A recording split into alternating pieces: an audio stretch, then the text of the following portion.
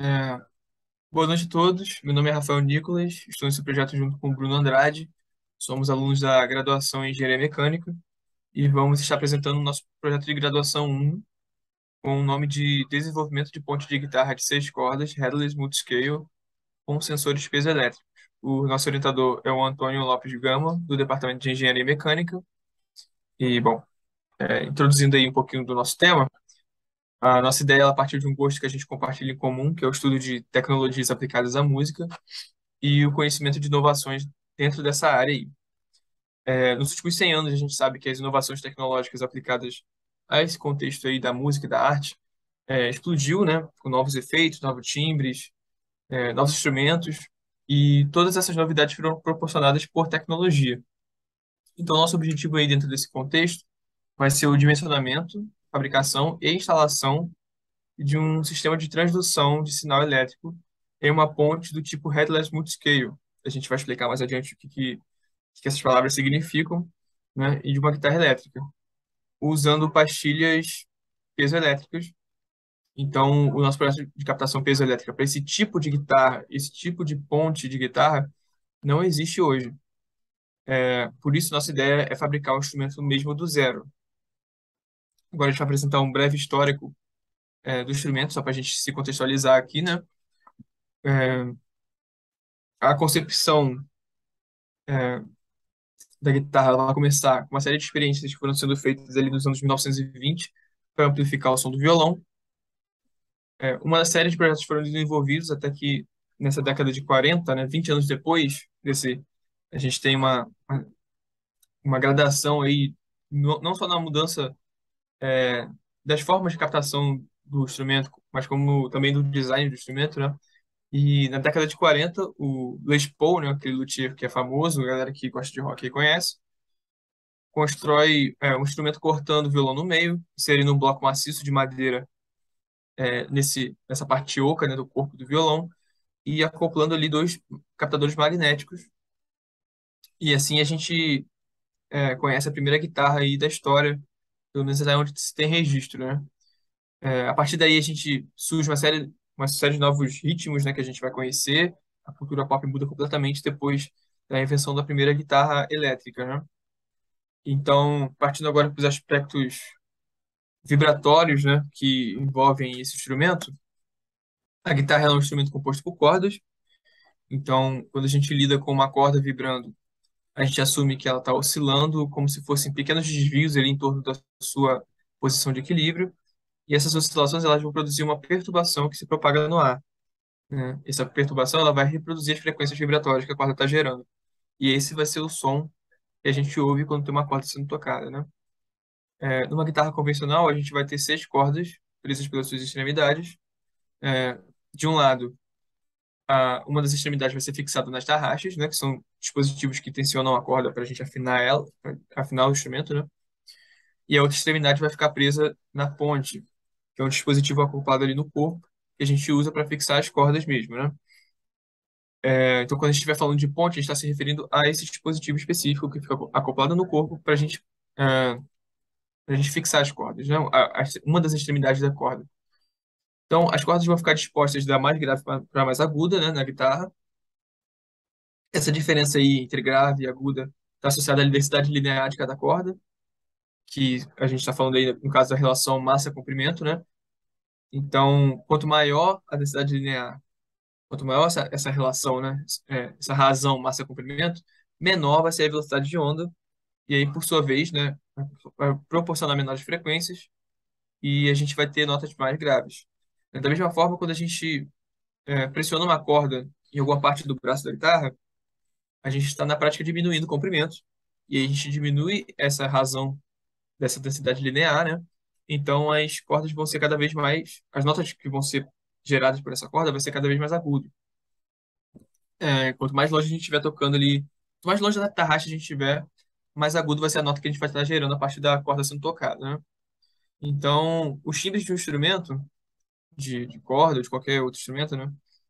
Podem ser diferentes ou ter características específicas porque a oscilação das cordas vibrando não produzem apenas frequências, mas também alguns harmônicos superiores, que a gente chama, né?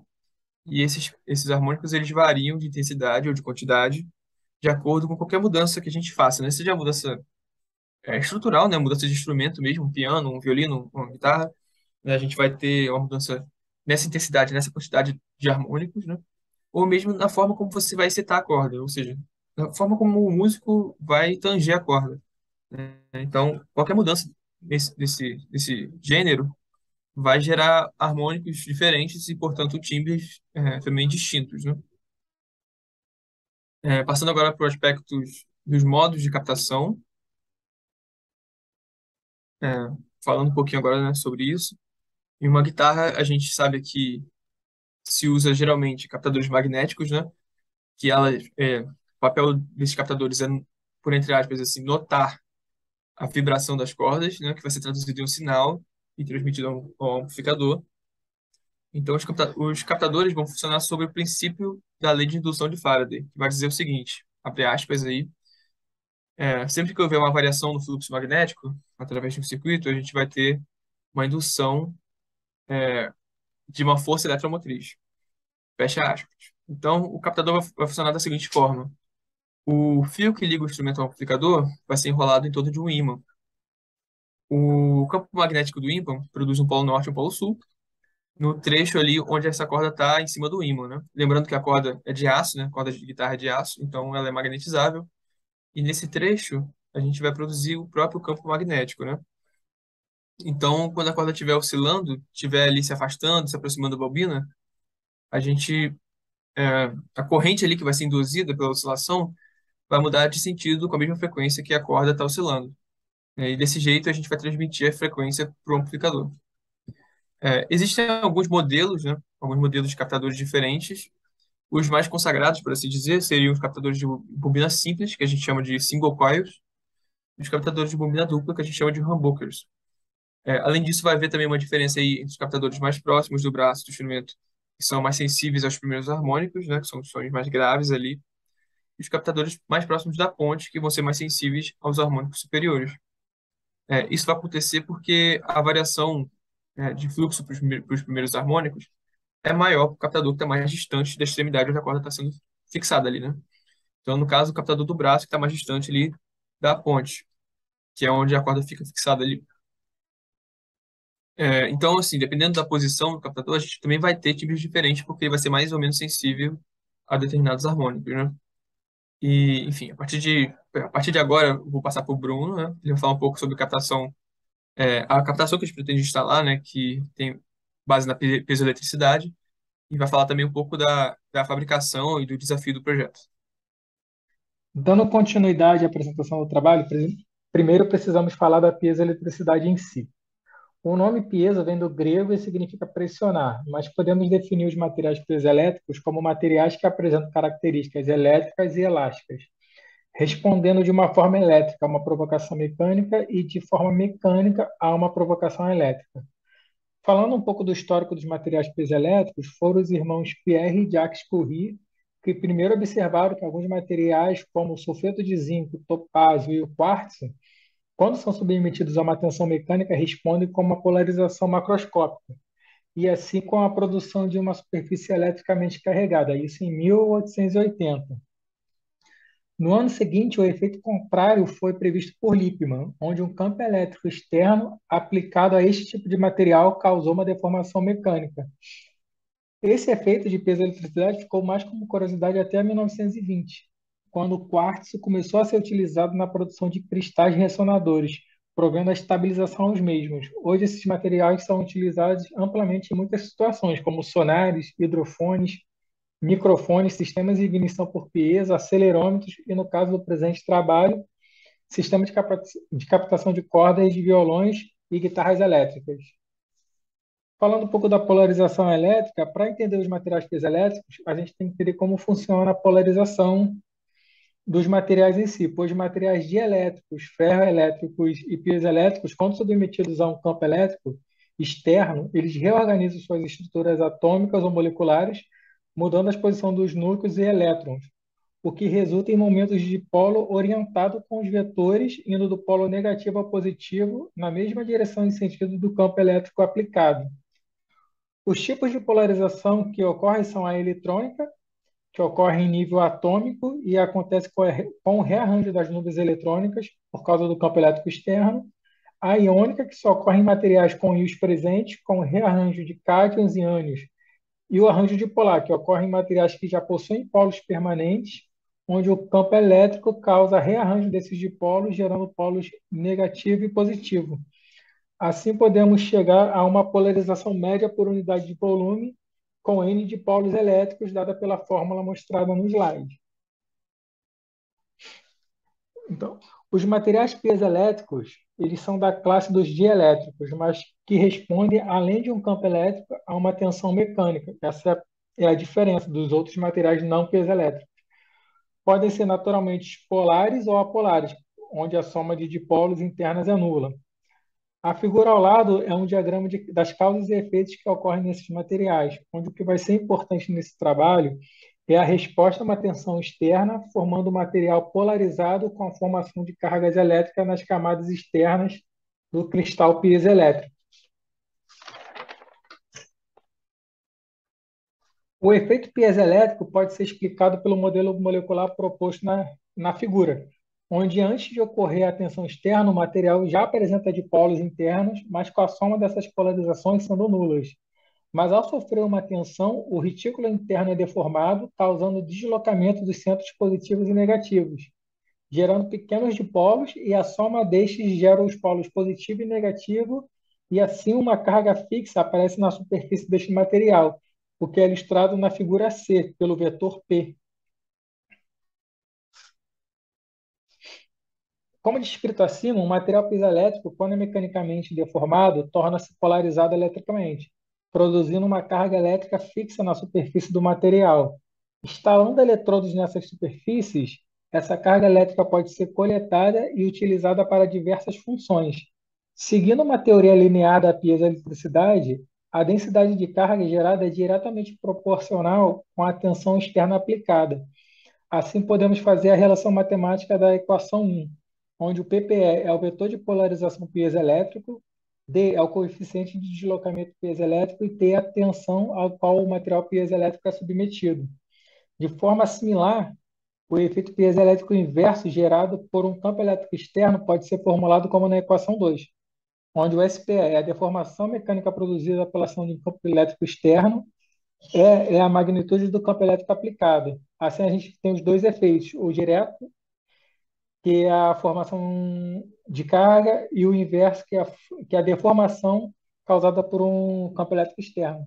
Se a gente considerar propriedades elásticas como o C, que é a constante elástica relacionada à tensão gerada da deformação aplicada, a gente vai ter a relação que é T igual a C vezes S. A tensão é igual a essa constante vezes a deformação. A gente também pode considerar uma constante S minúscula, que é o coeficiente de conformidade, o qual relaciona a deformação produzida pela aplicação de uma tensão. E nós vamos ter um S de deformação que é igual a essa constante vezes T, da tensão. E o E, que é a constante de tensão piezoelétrica. Com o rearranjo dessas equações, a gente chega nas equações 3 e 4. Seguindo ainda a teoria linear de piezoeletricidade, a relação para identificar a ligação entre a tensão e a deformação mecânica, o campo elétrico e o deslocamento elétrico, chegamos nas equações 5 e 6, onde o SP é o SPQ é o tensor de complacência elástica em um campo elétrico constante, o epsilon e K é o tensor dielétrico sob tensão constante, o DPK é o tensor piezoelétrico, SP é a deformação mecânica na direção P, o DI é o deslocamento elétrico na direção I, e o TQ é a tensão mecânica na direção Q. E ainda tem o EQ, que é o campo elétrico na direção K. Essas são as duas equações, as 5 e 6 são as equações fundamentais da teoria piezoelétrica. Falando agora da metodologia do trabalho, ele tem por objetivo dimensionar, fabricar e instalar sensores piezoelétricos para uma ponte de guitarra de 6 cordas, modelo headless sem cabeça, que trazendo para o português seria uma guitarra sem braço, sem a parte das tarraxas onde elas são As cordas são afinadas, elas vão ser afinadas diretamente na ponte. Vai ter uma foto aqui que especifica, e multiscale, que a escala dela, ela não é perpendicular ao sentido longitudinal do braço. Ela é um formato de leque no braço inteiro.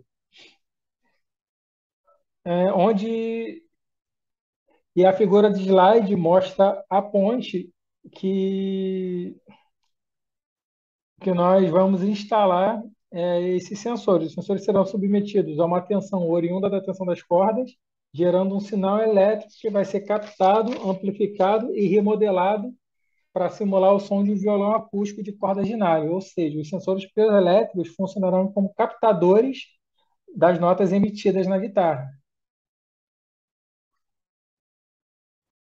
Nesse slide, nós podemos ver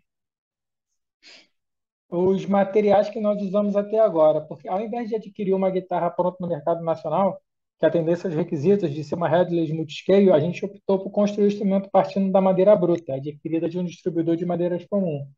As madeiras utilizadas são o cedro rosa, para a construção do corpo do braço do instrumento, e para a escala optou-se pelo IP. Os captadores utilizados são do tipo humbucker, adquiridos no fabricante nacional Malagoli, do modelo HH777, que são comercializados como um kit dos captadores. E a ponte que será utilizada foi adquirida com o fabricante da nova Guitapart. Os demais periféricos ainda serão adquiridos posteriormente, que são potenciômetros, resistores e capacitores.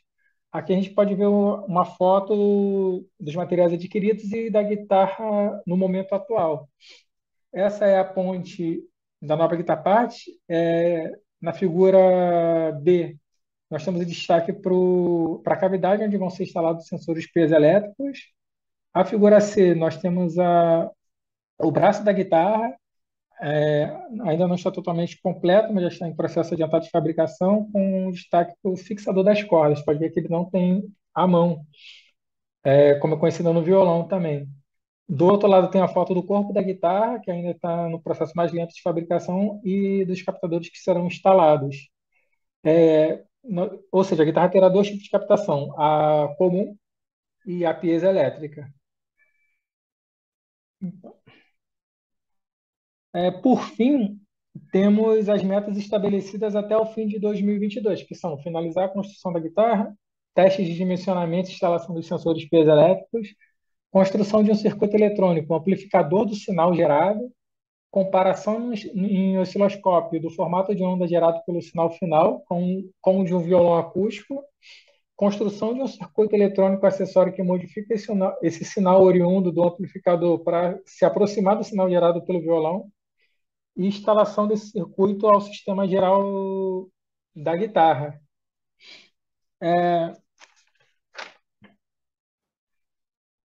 Como conclusão, a gente entende que os caminhos que a gente seguiu na pesquisa desse projeto foram importantes para encontrar soluções para os desafios que foram propostos, principalmente no dimensionamento de sensores piezoelétricos nas cavidades e em como modelar o sinal gerado para verificar o seu resultado. E essas aqui são as referências bibliográficas usadas até o momento. Obrigado a todos.